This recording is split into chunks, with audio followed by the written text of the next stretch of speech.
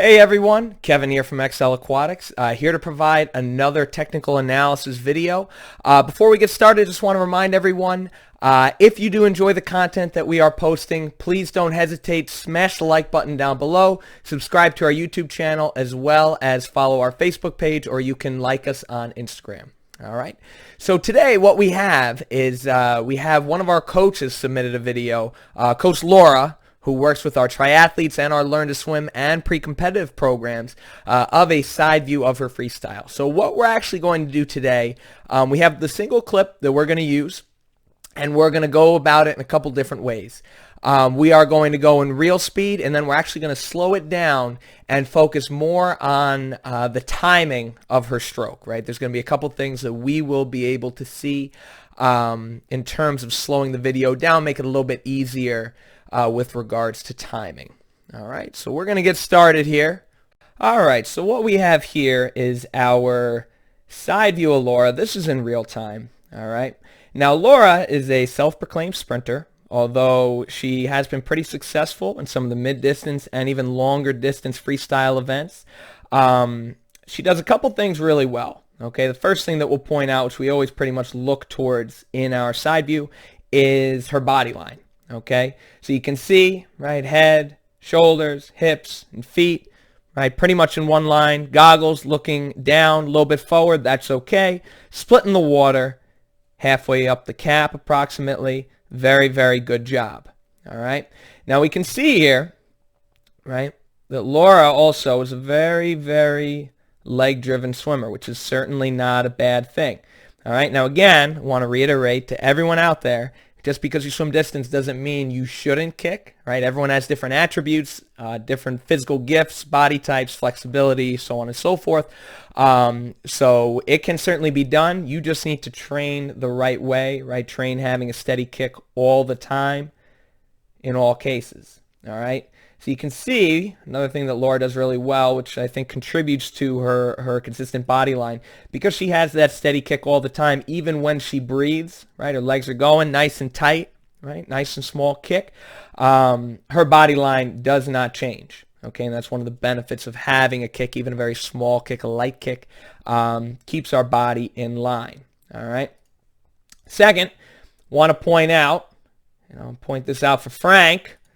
All right, Laura does not have the dip in the back. All right, Frank, you did not have the dip in the back either. So far, I am the only one who had the dip in the back. All right, but just a good example of the back, right? The lower back, hips and shoulders all being in the same line. It is certainly more advantageous than having a dip, more of a curvature in the back. So excellent job, Laura. Very, very good body line. All right, so now what we're going to do is we're going to swap here to a little slow motion view. Okay. Slow it down slightly. And again, we're going to focus right now on a couple of timing technical points here. All right. So one of the things that we like to talk about with our swimmers is connectivity. Right? So similar analogy, if you think about, or most people have watched baseball players, right? Baseball players swinging a baseball bat, you want the shoulders, hips in line as you're swinging, right? Same as a boxer throwing a punch, right? If you have the arm, right, shooting forward before the hips and the shoulders can drive, right, you lose that connectivity. You essentially lose leverage, all right? So one thing, all right, that Laura does very, very well, we'll watch her hips and shoulders. All right, drive, drive, drive, drive. All right, every stroke, her hips and shoulders do a pretty nice job staying in line. Okay, even when she breathes, boom, right back down. Okay, now again, a lot of the power that comes from the pull, right, is going to be essentially an extension of our leverage, our body drive. Right, Coach Keith, all right, St. Rose head coach, as well as a coach here at Excel, talks a lot about snapping the hips, right? And you can really see that Laura does a nice job snapping her hips while also keeping her shoulders in line. All right, a lot of power there, a lot of drive. Now, on the flip side of the coin, all right, and this is one thing that I know Laura has certainly been working on this video. It's a little outdated. It's from September of 2019. Is her breath timing. Okay, now we talk about keeping everything connected.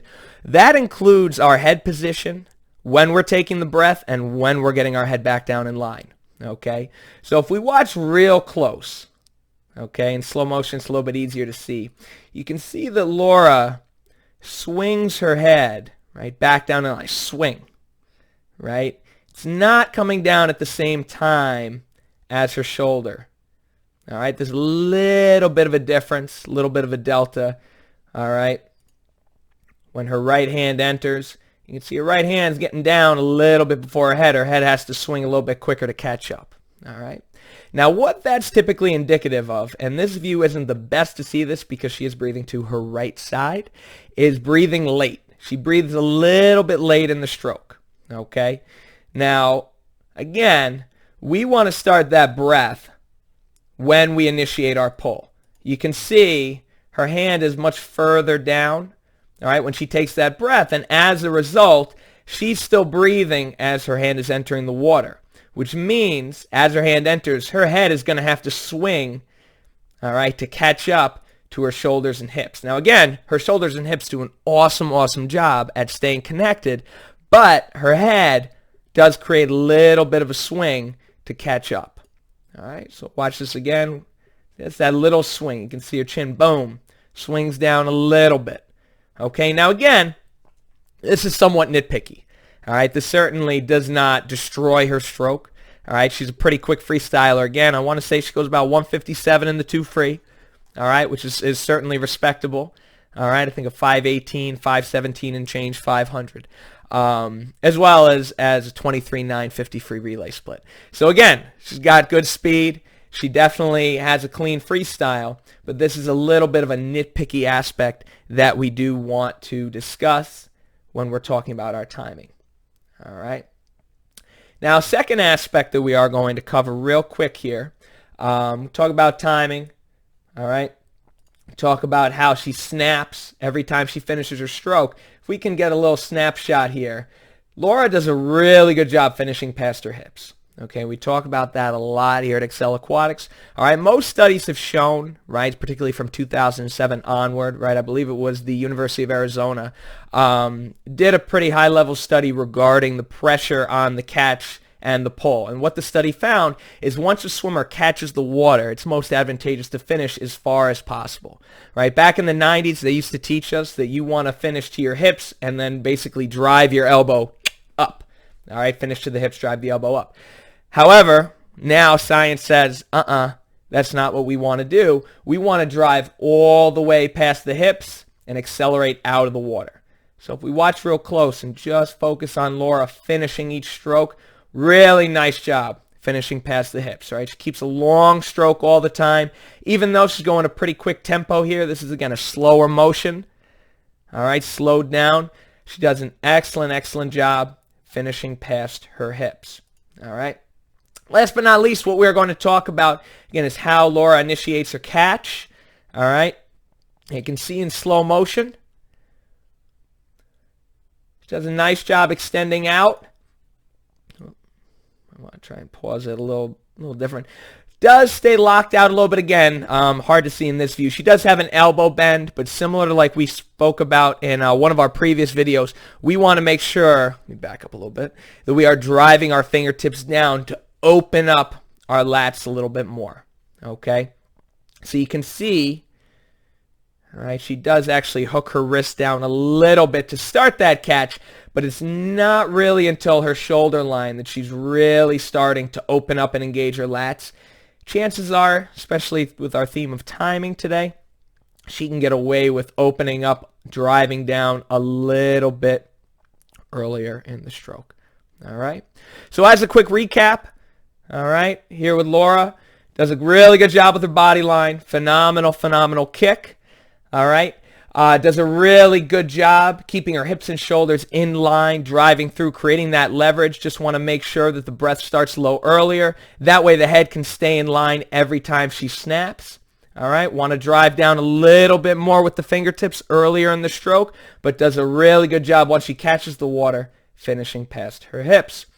All right, again, thank you all for watching. Hope you learned a little something here. If you do have any questions, please feel free. Shoot us an email, comment, subscribe, like, all that good stuff. Looking forward to our next video, and we'll see you guys soon.